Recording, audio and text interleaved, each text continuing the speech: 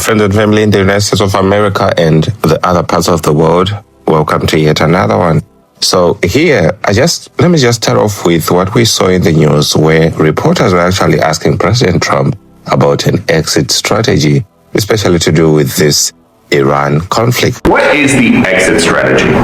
Well, I think there's a lot of them. There's a military exit where we just keep going just the way we are, and we can even make it a heavier dose, and it's knocking out everything they have. Or there's a smarter strategy, and that's you make a deal, and they want to make a deal. I just don't think they're ready yet, but they do want to make a deal. Sometimes they don't want to say they want to make a deal. They want to be the tough guys, but they do want to make a deal. There's two ways. I mean, it's you can just keep doing exactly what we're doing and take them apart piece by piece. We could do it in a more rapid fashion, which we might do, or we can negotiate with them, which we're also doing right now. I mean, as we speak, we're talking to them. And honestly, if you were to ask me, a question pertaining to what I think about all those things, I can actually tell you that he's now caught in between something that you might not come out of. You see, it's a very, very big distraction, and it was put in there by the enemy just to distract him, take away his time, and, let me just take you through some of those prophetic words that were released by Brother Brandon months before. I saw the White House. I saw President Trump. The vision was so strong that I saw a Judas, and I saw an undermining in the days ahead of President Trump to make him look like he's an idiot. He's senile, he's getting old. He's not as sharp as he used to be, bless his heart. He's just kind of slipping a little bit. And it got worse and worse and worse. Very interesting. But as I prayed into it, I saw a lot. I saw 2027, prosperity on 2027. I saw Trump was in trouble with the Senate in the race for for midterms. I saw things. I saw a stalemate presidency. I saw great persecution. I saw research into his friends, research into his house, research. I'm talking persecution. I saw people would say that was a real nothing. His term. All the promises, all the things that he was set out to do fell short because of distractions and a lizard in his White House and his administration. I saw him being it was like a whirlwind. Whenever you have so much ambition and you want so much, but yet the enemy took you in a whirlwind and you didn't realize you were in the whirlwind so much that there was people telling you stuff, there's distraction, and you feel like you have all this time, but the time gets cut off because of decisions. I saw December. I saw it very clear. I saw December. I saw January. I saw midterms, and I saw persecution coming, and I saw a man that had so much, and I saw his midterms fall. I saw his presidency looked at upon the earth as it fell flat. We'll come back with more prophetic words from Brother Brennan, but as we look at what is happening in the news, could we actually say that these things are now unfolding? Because I actually think they are. Donald Trump got a question about the midterms. Here's what he said. Do you believe that Iran is trying to impact the midterm elections by threatening the Strait of Hormuz? They won't have any impact on me. I think people are very impressed. I mean, we took over Venezuela. We now have a great relationship with Venezuela. We went to war with Venezuela, and the war ended in one day.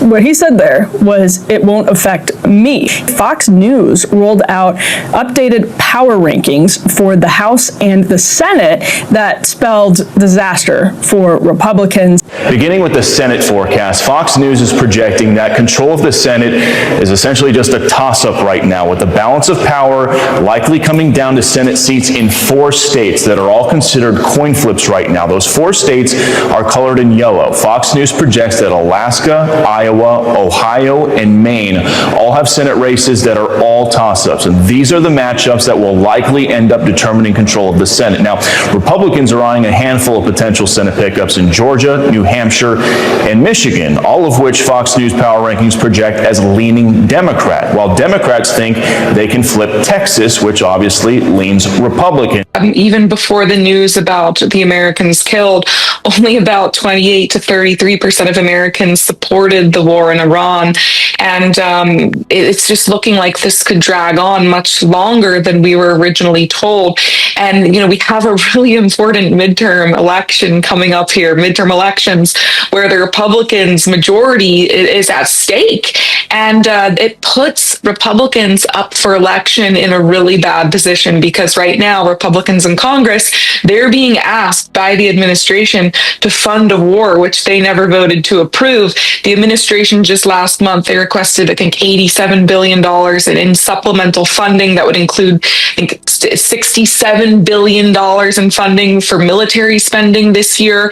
But look, we still don't know what's going to happen here. Anything could happen when it comes to the Middle East.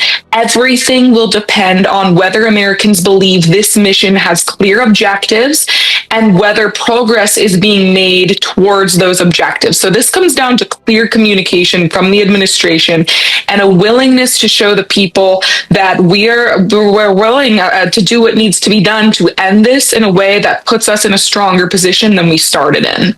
Yeah, I think the important thing to keep in mind here is how this is broadening out into a Shia versus Sunni war. This is not just about America or the West against Iran, with the Houthis getting involved now and threatening Saudi Arabian oil shipments.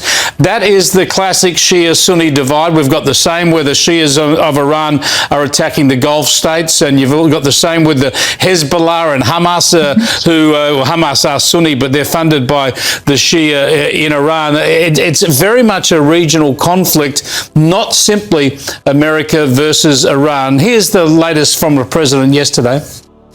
We hit him very hard again tonight, and we did that in honor of the probably three as opposed to two great patriots. This is the issue for the president. He couches it very much as America versus Iran, but this is very much growing into a regional conflict. Many of these regional conflicts have been going on for years, long before we started this particular war. And many people here in the U.S. just find it hard to believe that all of a sudden we're going to be able to, resolve some of these conflicts. Many Americans, they don't know anything about these regional issues. All they know is we're sitting here in the United States, our gas is expensive, Americans are dying, and we have no idea when this is going to end. So a lot of this comes down to messaging by the president to convince the American people this is worth our blood and treasure, and we have a clear objective here. Here's how we're going to get it done, and here's when we'd like to have it done by. If we were to lose the midterms, heaven forbid, these Democrats, y'all, impeachment's not even the big concern. They will turn every committee of Congress into an investigative body, and they'll go after the president's family, the cabinet, his donors and friends. Half of you in this room will be targeted. That's what's going to happen. I run the protection program. I'll take care of you, okay? We're going to win. We're going to win the midterm, okay? The House. If we were to lose. But it's not about just the House. There's a storm coming. And talking about storms and all those other things, Brother Brennan talked about seeing the American flag on fire. And he continues to say that we should pray for the United States of America, for President Trump. And I believe there's something he's saying about 2030. He also talks about, listen to this compilation of videos. Pretty scary stuff. What I saw in the vision. That's why I told you. I don't tell you everything, because a lot of things, I have all these emails, they say, you trying to scare us? I said, no, I'm trying to prepare you. I tell you what I see, and I didn't go into a lot of it, because I get tired of the emails. I said, there's a major storm coming. You better get ready. This is a time to pray like we've never prayed before. This is the time to pray. And the Lord said, these elections that are ahead for midterms is a very serious time. Very serious time. Do not take it, well, it's just another election. No, every election for mayors, governors, senators, House representative, all of it. It is vital for the judges. It is vital because in the days ahead, the decisions they make for you, whether to lock you down in your house when another virus comes, or say, hey, the money's bad, or whatever. You want people to have some common sense. I'm not here to pick at Trump. I love Trump. I pray for him every day. But I want to look at the people that he picked. We pray for his discernment. He picked Pence. Not a good pick. Backstabbed him. And he picked J.D. Vance. And people say, well, I like J.D. Vance. Well, okay, well, we'll keep praying for him. But we'll see how that turns out. I see way in advance. And not all of it shapes up the way I see it. But I'm going to say 95% of it, it's altered through prayer. Things are sometimes, but there's fruit of it. You can see the ripple of it in the news. And I'd say a lot of it is accurate. I told you I see him being two-faced. And so we'll see. So what we're going to do is not criticize him, but pray for him to have better discernment in the decision he makes in the days ahead and who he allows to put around him. I see Ron DeSantis coming on as his party after the midterms. Ron DeSantis will be hired on at the White House. Watch. He's going to help him with something. Now, if he doesn't, then you say, well, Brandon, you missed it. But I see Ron DeSantis coming around. Pray for these midterm elections. This is very important. I see major war trying to break out even on our own home soil. Civil war. The socialists against the conservatives. Trying to divide. With a new Charlie Kirk on the Democratic side. Trying to provoke civil war. I told you, if we don't win the midterms in the Senate and the House, both, especially, I said they're going to do everything they can to impeach this man. They are foaming at their mouth like a dog, waiting for midterms. And so this is a serious time. And that's why the Lord said, stay on your post. This is what I called you to do, is pray for this man, to get him across the finish line. And I'm telling you, a shaking's coming to this nation. Everything will change within a 24-hour period. You'll know the direction of how everything will go by midterm in the next 4 months. And that's what I've been praying over all night. That's amazing. Jeremiah 24. I don't mean disrespect, but I don't read a lot of the Old Testament. I read a lot of New. And in Jeremiah 24, that's amazing. Isn't that amazing? War, famine, disease, and destruction. That's what I've been looking at. This is what I've been looking at in the vision. I see it very clear. I see war. I see famine. I see with our weather. There's something with our weather. That's what I'm saying. There's something with the weather. It's famine causes the crops not to produce. Disease, I'm talking about a plague. This worse than COVID. Seen anything like it.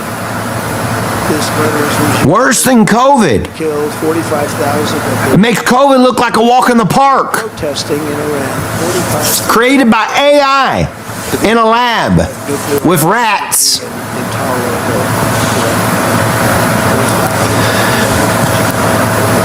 So look at the next 3 years, and he let me look in the next 3 years. Oh, I sat there and I saw things on fire.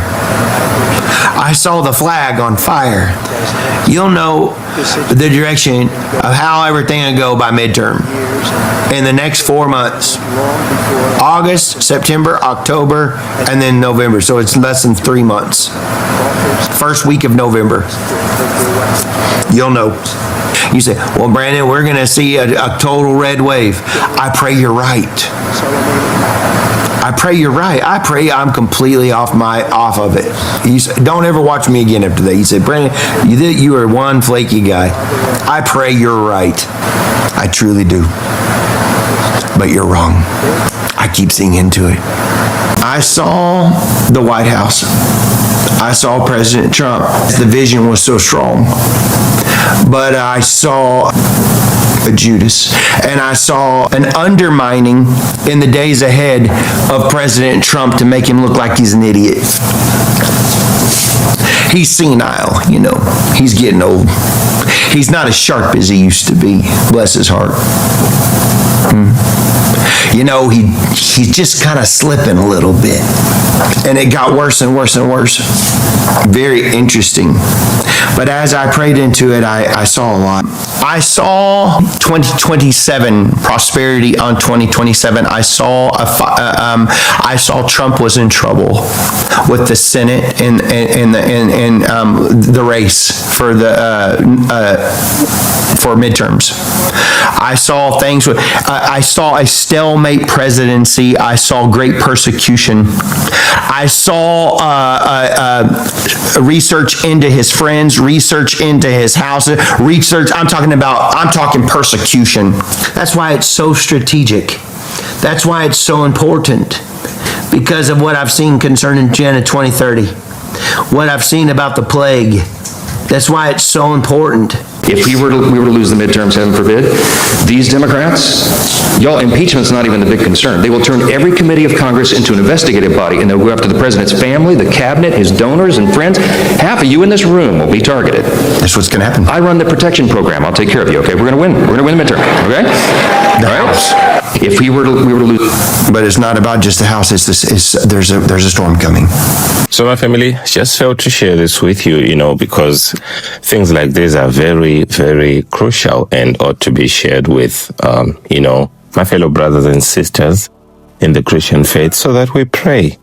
Yes.